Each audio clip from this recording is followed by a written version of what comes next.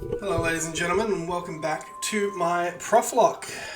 The finale is, well, I guess this is going to be the final because we now battle our rival before Victory Road. As you can see, I lead Raichu into his Pidgeot. Handles it pretty clearly. This battle wasn't too challenging. We picked a couple of Pokemon that the idea was all of these Pokemon except for Arcanine had been used against him in the past. I did kind of want to use Gyarados from the Pokemon Mansion, the cemetery battle, seeing as he did take out 4 of his Pokemon single-handedly, but oh well, we decided not to do that. So yeah, in the end, he gave me a little bit of a difficulty when it came towards sort of his Alakazam, etc. But all in all, this fight was pretty cruisy. I never really felt like I was up against it in any way. And then yeah, so this video will have this battle, and then we will go from here through Victory Road. Give you guys the general walkthrough for that, and then what we'll do is we'll do the first Elite Four run as well, which will pretty much bring to an end this first part and sort of signal what is still to come with another, 13 more Elite Four runs I have to make after I beat them the first time. Now I have gone on and I've already started to record some footage of some of the post-game as well. So I've got things happening, things are moving. I feel like doing it this way is easier for me time management wise, just because it allows me to just keep on grinding and not sort of let it get too stale. I do have some Pokemon lo-fi beats in the background. Hopefully that helps with just some general just filling in the blanks, and obviously this is being recorded at I think 1.5 or 2 times speed, so it will probably look a little faster than normal, but the music would have sounded too odd to include in the video.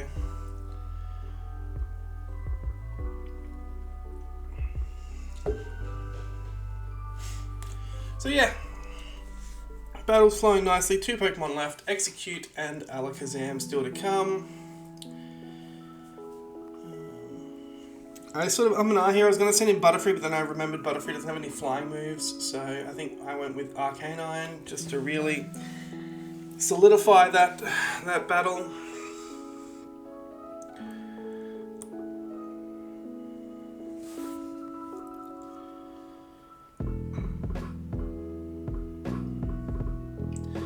Now, Arcanine did end up finishing top in terms of playthrough points, so he is included in the first Elite Four run. He becomes the main Pokemon that we build around, and you'll see that once we get there. Victory Road, I might leave just with the lo-fi beats running. There wasn't much happening except for one battle that I did end up leaving in. It was against one of the ace trainers. I left it in there because I thought it was hilarious how difficult I found it to defeat her Chansey. So that's in there. Feel free to keep an eye out for that one. But yeah, I think what I'll do is I'll just sort of let this lo-fi music sort of play in the background whilst the Victory Road part's going, and then I might just continue recording from the Elite Four onwards and just sort of talk through my choices with all that. I should also point out that as this has been quite a time-consuming project, I did decide to utilize the item duplication glitch, which, if you don't know, there are plenty of videos out there. I do leave just the footage of me activating the glitch, and basically I just duplicated some rare candies to help with level manipulation so that I can get all the Pokemon to the levels that we felt were strong enough not to just sort of walk through the Elite Four, but strong enough to make the Elite Four a challenge and not sort of overdo it. As you can see here, we are now onto Victory Road. So I duplicate some rare candies. I also duplicate a couple of TMs like Earthquake and Psychic, just because in this game you only get one copy of each, and I felt that if I was going to be making multiple runs on the Elite Four with multiple different Pokemon, it only felt fair that every Pokemon had access to a solid moveset. I didn't go crazy. It's not like I've got 99 different copies of Earthquake. I think I've got currently like 16 copies of Earthquake or something like that. And it's obviously still set up. I've got 909, I've got 700 and something retro mail still, so I've also, post-game wise, this is obviously just a heads up for post-game that I will probably put in as a reminder when I do upload those next few videos, that I did also duplicate some Master Balls just for some legendaries and things like that for Pokedex completion, as I do get I think it's the Aurora ticket and there's a rainbow ticket maybe, something like that, and that's basically so you can get Lugia, Ho-Oh and Deoxys.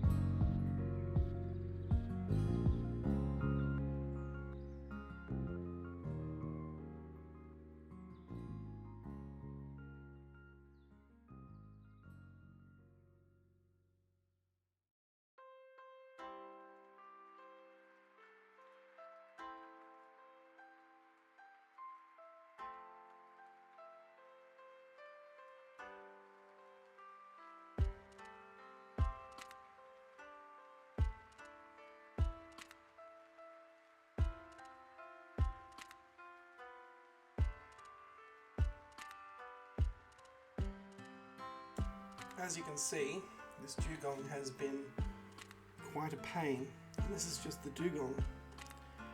The Chansey is an even bigger issue, as I am running out of PP for moves, and I have no real way to physically damage it. We run through the Persian pretty quick.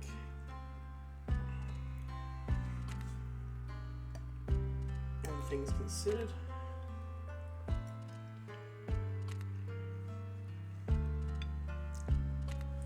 Jigglypuff's a walk in the park.